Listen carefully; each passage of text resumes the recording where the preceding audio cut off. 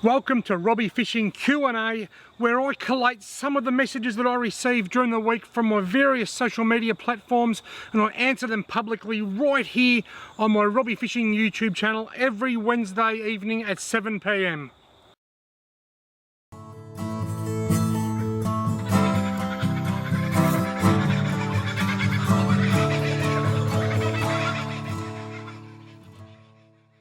G'day everyone, and welcome to the very first episode of Robbie Fishing Q&A, where I collate some of the messages that I've received during the week and I answer them publicly right here every Wednesday night at 7 p.m.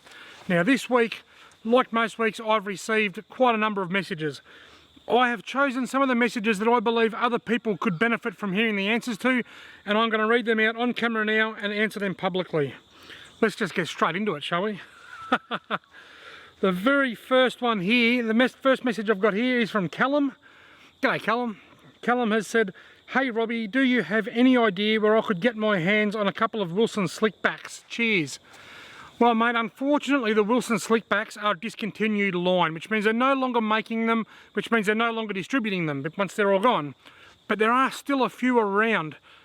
I believe there is a hardware store or a tackleware store in Corryong that's got quite a selection. I have a feeling Adventure Camping and Fishing here in Wangaratta may still have a few, but I'm not 100% sure. Tony Bennett down at Lake Mulwala Fish Camp Ski had a few. I'm not sure about Trolleys in Shepparton. Give these guys a call. Basically, Wilson slickbacks are distributed by Wilson Fishing. So try your local tackle store, ask them if they deal with Wilson Fishing, and if they do, ask them whether they've got slickbacks or whether they can get them. But they are getting harder and harder to find by the day because stock numbers are depleting as they sell out. Important to us. Please hold the line and someone will be with you shortly.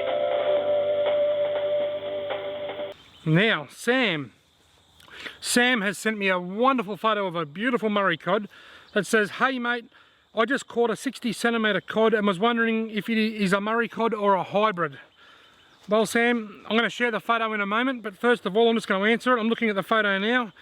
I am convinced that that is a purebred Murray cod, buddy. There's no trout cod in there. The way to tell, you can see in the photo the Murray cod has the overhanging upper jaw. The bottom jaw sticks out further than the top jaw. That is one telltale sign that it's a Murray cod.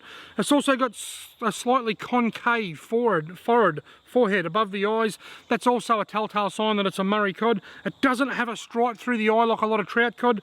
It's definitely got that green colour that Murray cod get, and it's got the lovely mottled colours, whereas trout cod generally tend to have smaller spots. She's a Murray cod, mate, and a bloody beauty, and here's a photo of it right now.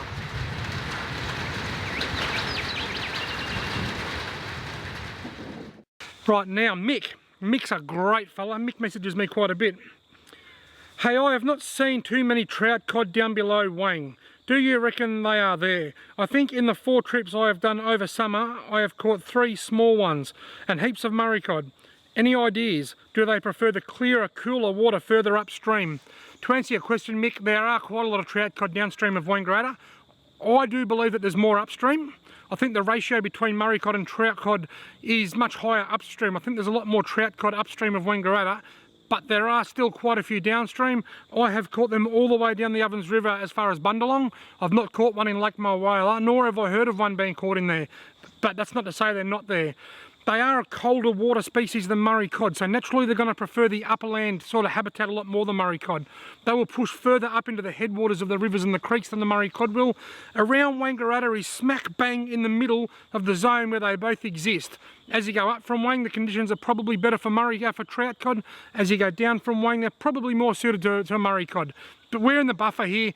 To answer your question, there certainly are plenty of trout cod downstream of Wangaratta, and I'm sure if you persevere you'll end up catching a monster because there are some larger ones down there as well.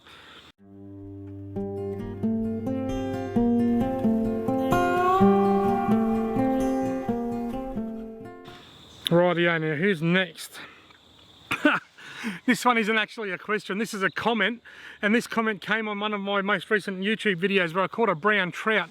I hooked it, I lifted it out of the water, and it fell off the hook. I didn't mean for it to fall off the hook. Anyway, the comment that I got was, "Nice fish, but you can't handle trout that way." As if I meant it. "It will kill them. You have to be gentle with them and wet your hands before you touch them." 80 centimetre Murray cod. Oh, there. I don't think anyone's going to be seeing that release. Mike, thank you for the comment. It is a great trout. And you're right, you're spot on. You should always wet your hands before you handle fish. That is a non-negotiable. You should always, where possible, wet your hands before you handle fish.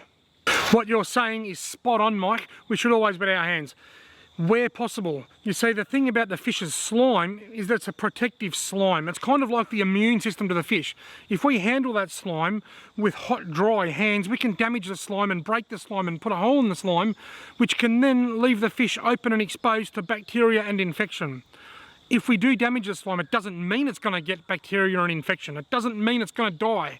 It just increases its chances. It's a bit like if I stand next to somebody that's got a cold, it doesn't mean I'm going to catch the cold. Okay, if I jump in that water, which is very cold at the moment, and my body temperature lowers, my immune system weakens, then I stand next to somebody that's got the cold, I've got a greater chance of catching the cold. If I jump in that water now and get freezing cold, then come out here and stand next to someone that's infectious with some kind of bug, I'm going to get sick. But if there's nobody around me that's infectious, and I come out of there freezing cold from the cold water, I'm likely not going to get sick because there's no one to catch the bug off. So if you damage that fish's protective slime and you put it back, it doesn't necessarily mean it's just going to die. There's a bit of a misconception that if you damage the fish's slime, the fish dies. It's not true. It just makes it more susceptible to picking up bugs, picking up infections. So where possible, you should always wet your hands. And in that particular clip, I was actually 4 feet off the bank, which meant I couldn't actually get down to the water to wet my hands. So I had to just lift it out of the water from where I was. Had I been able to get to the water easily, I would have wet my hands, no problems at all. The other way of looking at that is, I could have thought, I can't get down there to wet my hands if I catch a fish, so I'm not going to go fishing at all. But mate, seriously, I didn't buy a fishing license so that I can stand on the bank and just watch the fish swim up and down. I bought it so I can catch them. Rightio, I got one more. This is more of a statement, but I sort of interpret it as a question. And I'm not going to say who it was from because I don't want anybody hating on this guy, because he probably asked with a legitimate reason. Robbie, I wish I had a job like yours. I get this so often. I wish I had $1 for every single time somebody asked me what I do for a living, whether I even work, or just made that statement, I wish I had a job like yours. I think there's a misconception that I just go fishing all the time and don't work. That's not true. If you want a job like mine, what you need to do is you need to take a risk. You see, I've got a great job. I've got a job that I love. I've got a job that's flexible. I enjoy it when I go to work, and I can work my hours around my lifestyle, which includes going fishing quite a lot. And the reason I've been able to achieve that is because I took a risk in life. I used to drive forklifts, 12-hour shifts, earning 60 grand a year, and I threw it all in to apply for Centrelink, what was it called, Oz Study, and I went and studied for 12 months and I lived on the dole for 12 months while I studied. The only time in my life I've ever had it. So I took a risk, $60,000 income down to probably $15,000 or $16,000 a year, and I studied. I studied at tertiary level. I studied Certificate 4 in mental health.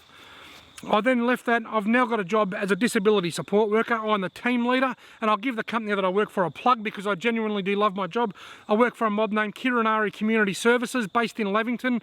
I work for them. I manage a house with disabled people in it. They're beautiful people, and I've got just the best job ever. I've just worked about 60 hours on the weekend just gone, and guess what? For the next 10 days, I think I work a total of 16 hours. I have got stacks of fishing time, and it's going to look like I never go to work because no one sees the work that I just done over the weekend. I literally done huge hours. So to answer your question and anyone else that's asked that question over the years, I wish I had a job like yours, or how do I get a job like yours? The answer is easy. Take a risk.